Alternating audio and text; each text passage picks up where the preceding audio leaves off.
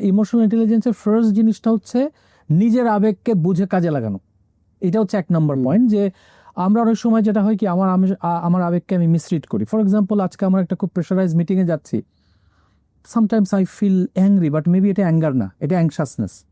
তো আমি যদি এরকম মিসরিড করি অনেক খুঁটি খুঁটি জায়গায়, তাহলে কিন্তু আমার ক্যারিয়ারটা খারাপ হবে।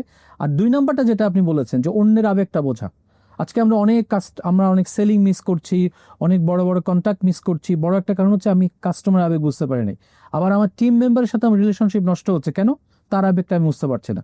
সো ইমোশনাল ইন্টেলিজেন্স মোরাললেস নিজের আবেগ বুঝে পজিটিভ হইতে কাজে লাগানো, আর অন্যের আবেগ বুঝে পজিটিভলি কাজে লাগানো। মোটা দাগে বলা যায় এটাকে আমরা বলছি ইমোশনাল ইন্টেলিজেন্স। এআই আমার কাজ সহজ করে দিচ্ছে, অবশ্যই এআই আমার ইউজ করতেই হবে, কিন্তু আমার জীবন চালাবে কে? Emotional intelligence. কারণ আমি কোন ধরনের মানুষ হয়ে উঠবো ওইটা কিন্তু আমার ইমোশনাল ইন্টেলিজেন্স জানাবে। কিন্তু আনফর্চুনেটলি যাদের ইমোশনাল ইন্টেলিজেন্স কম থাকে, তারা এই জিনিসটা বুঝতে পারে না বলে অনেক ভালো কিছু সমাজের দৃষ্টিতে করার পরেও তারা অসুখী জীবনযাপন করে। কারণটা কি?